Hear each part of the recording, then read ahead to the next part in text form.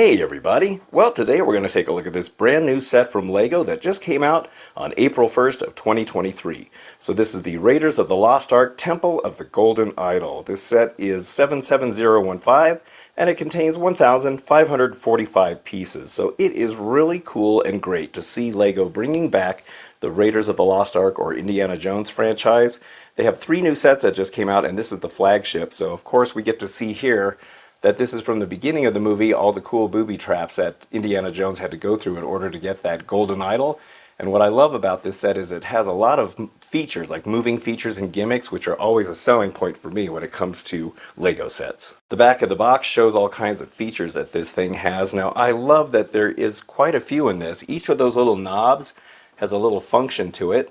So you'll see the rock roll like we saw in the movie. And then there's a door that slams down when Indy's grabbing his whip. And then they can cross over that big pit that they have to jump over. And then over here in the main temple room, or wherever they had that golden idol, that wall will collapse. And what's really cool is they have a light brick. And I always love when they put those in there. And there's a nice scene from the movie right there. So this should be a really fun set to build, and it just looks awesome. The instruction book has some pretty cool information in it. Here we can see a little bit of the background of the movie on both of these little paragraphs here. Some scenes from the movie. You can pause the video to read all that if you'd like. Over here talks about the golden idol, and then some behind the scenes pictures as well, and some storyboards, which is really cool. I really like that picture right there. You can see the tracks on the ground. And then this just kind of talks about each of the movies and the new one coming out soon, which I cannot wait to see. That's going to be really cool. These are the 3 guys responsible for designing this, and I think 2 of these guys were designers, and the other one did the graphics. Right there, and you can pause that and read that if you'd like. And then from there, you go ahead and start building it. Starting with the minifigures now, we have Belloc and the Havatos Warrior. I love the printing on the Havatos Warrior. I think they did a really great job on that. The makeup on his face, the necklace, that little band that kind of goes across his chest, the loincloth, the details of his abs. On the other side here, we can see how it continues on that side. And then we see how Belloc is sweating from the jungle heat. And I love the pith helmet that he's got. The Havatos Warrior also has an alternate face. And I just flipped the hairpiece so you can see his other face, and it's a less mean face. Next, we have Satipo and Indiana Jones himself. I love the face expression they have on Satipo. Of course, he is sweating also from the jungle heat. I like the torch that they gave him and the worried look on his face.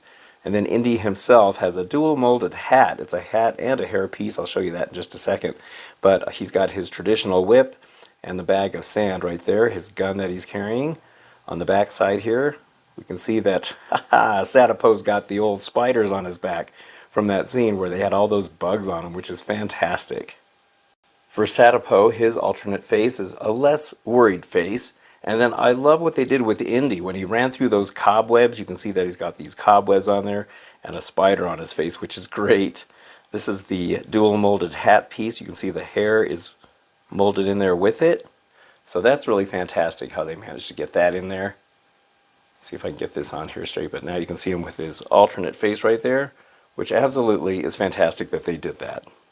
And here's the set itself. What a fun build. I had so much fun building this set. There wasn't a boring part of the build at all, because everything that you build in it is so interesting, and it covers quite a bit of cool little specialized pieces. So let's start over here. This is the famous boulder scene, and I'll show you all the cool little features that it has, but you can see all the details in here that you're building, all the figures of the sculptures on the wall, kind of the scary parts of it. You got stalagmites in the cave. There's a skeleton back there. They even have the spikes that did in Satipo. Here's the famous round boulder that comes rolling down. You can see a gear back there. I'll show you how that works. There's some stones down here. Here's the front of the cave, and let me show you the other side of it.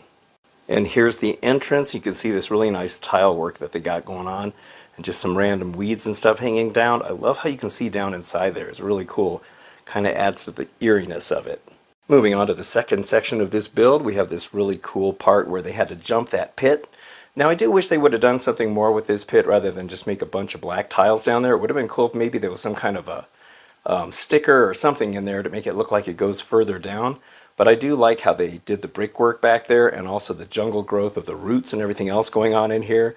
There's not a boring part of this build. Everything you build is so unique and different just because it's just kind of it's just different. It's a different build than a lot of the sets that I've done. This is that gong. I think it was a gong in the background, and I'm assuming that black thing is probably the thing that you hit the gong with. There's some really nice tile work going on down there, and also some more up here, and I love the little brickwork as well. Down here we have the Raiders of the Lost Ark logo, and then here's a couple of lines from the movie where it says, "Let us hurry, there's nothing to fear here." That's what Sadapo said. And then Indiana Jones says, "That's what scares me." So that's pretty cool that they did that. It's a shame though that these were stickers. Normally in these diorama sets, those are tiles that are printed. So it's kind of a shame that you had to put stickers on there. Not sure why they chose to do that. Because these skulls, these are all the knobs, by the way, that operate the features. Those are all printed, as well as these really nice patterns that you see going along the front here. Those are all printed tiles as well. But I still like what they did there, and it looks really good. Here's the big room that had the idol in it. First of all, I love that idol piece. It is so cool. Very specialized piece just for this set. I think it's the same one that they used in the original Indiana Jones sets that they had many years ago. But this whole platform looks really good. You can see the tiles on there that Indy had to avoid in order to keep the booby traps from going off. And speaking of those booby traps, there's those masks on the wall, or those faces where the spears would shoot out of there if he stepped on the wrong stone. And they did a really good job. It was fun to make all those because they just used different regular pieces to make faces out of them. Would have been cool if the spears really did shoot out of there, but I guess I kind of understand why they didn't do it. These tiles back here were unfortunately stickers as well. It would have been cool if those were prints, especially because this set is $150 for this set. And then we also have these kind of designed like strips right there, which are really nice. Those are stickers as well. There's another one over here, and there's one on top. But really nice work. This really cool looking idol. I'll show you what that does. That face on the wall, that has another cool feature. And then there's a couple more up here. And then it goes all the way to the top. And there's also a light brick down up underneath there that lights up this room, and it looks really cool in the dark. Alright, so let me show you all the neat features this has. Alright, so let's go with the action and the order of the way that the movie went. So here we are when Indy is stealing that idol. Of course, we know that he tried to measure the weight with that bag of sand incorrectly, and it set off all the booby traps. So there is the bag of sand after you have them swap it out. Now, what's really cool is when you turn this knob, the first thing that happens is there's a light that comes on up here. Now, I know we're not going to be able to see it with the key light on, so let me turn it off so we can check that out. Alright, so now when we turn the knob, the light comes on, and this thing looks really cool the way they made that light up. There's a light break up inside there that casts down on that face, that big statue, and down on the idol itself. Really nicely done. Now, once the light is on, you just keep turning this knob, and when you do, watch this bag right here. See how it starts to go down? Remember in the movie how that went down like that? That will actually go down, just like that. And if you keep turning it, this is where the throne room starts to fall apart. Right there, the big old statue completely falls apart right there. So there's a pretty cool mechanism back there that makes all of that work, and I'll show you the back of this so you can really marvel at how they figured out all of this stuff. But this reset's really easy. You just push that right back in its place, and then it's ready to go again. So when you turn the knob, once again that bag goes down, and then the face comes out, just like that. So the next fun feature is when they are ready to jump over this pit. Now you can get Sadapo using the whip on that stick right there. Now when you turn this knob, this allows for this to be swinging around. So you can see it just kind of moves this over, so it looks like he swings across to the other side. And then when he lands there, of course we know that he double crosses Indiana Jones. Now this next little section is a little bit difficult to film, but in the movie when Indiana Jones has that door getting ready to close, you can recreate that scene by using this knob here. So this is what operates the door. See that it raises up and lowers, and in the back there you can kind of see Indy. I'm not sure if you can see him. I tried to set him up with his whip, where he's trying to reach in there to grab his whip at the very last minute, and then by turning that knob you can have the door close and open. And it's another smooth mechanism right there, and you can have it go really slow if you want. You can open it at whatever speed you want. And also you'll notice there's a nice little bit of artwork on the door, which was also a sticker.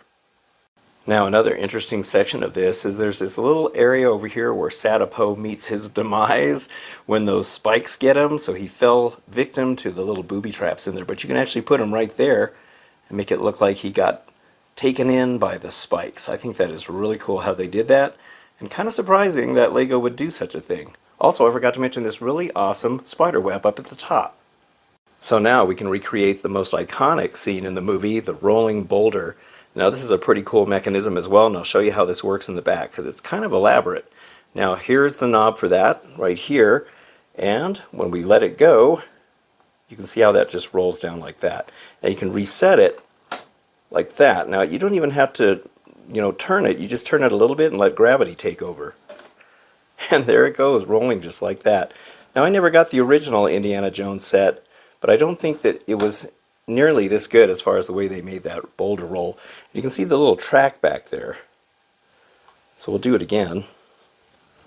That is so awesome. And here's Indy running out of the cave to avoid it, running into all those spider webs. But I think this is probably one of the coolest features of this whole thing. Alright, let me show you how all of this works because it's pretty ingenious. Okay, so here's the back of the boulder section here. You can see all this elaborate stuff going on and a little bit of technique, not much though. Now when you turn the knob back here, that's how that works. Look at that cool looking arm. It's like maybe 2 or 3 different elbows, if you will, on how that moves. So you can reset it, if I can get a rolling start. Now notice how that locks in place right there. Those 2 sections lock in, and so it holds the boulder up so you don't have to worry about it falling. And then when you let it go, there it goes. You can see how that's rolling on that track. See the little gear right in there? And it makes it spin. And I think that is absolutely genius. I don't know how they figured it out, but it works flawlessly. It's really well done. So here's the mechanism for the door. You can see here that it's another couple of Technic pieces. And it just bends up and down. You can see it raising and lowering the door right there. Another smooth thing done, and also you can see how it locks in place right there, just like the other one, so you can hold that door up. Just a couple of little simple gears and some tiles in there to make sure that the door rolls nice and smooth. Really cool. This is probably the most simple one. This is where you can have them swinging across that pit, so you can see how it's turning that back here. And it's just a matter of that little part right there. When you turn the knob, it operates that. Very, very cool also.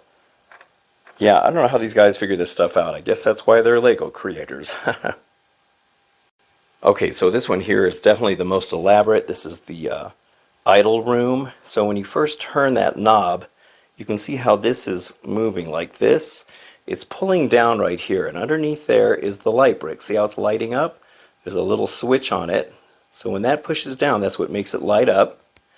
So when you get past that stage, now that's you can see it's kind of moving right here.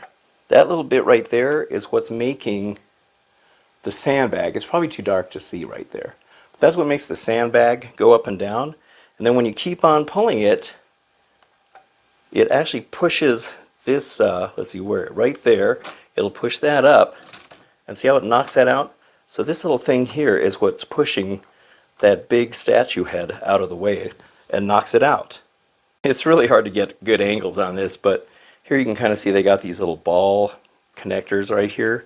That kind of gives it some smoothness. So when you set this back up, those go up on top of these smooth little sections right here, and it's ready to go again. And then when we turn it, once again, we'll watch that thing, how it pushes that up. So it's kind of a simple looking thing, but that had to take some work to figure all of that out. But I think it's ingenious. So there we go, the brand new Lego Raiders of the Lost Ark Temple of the Golden Idol set.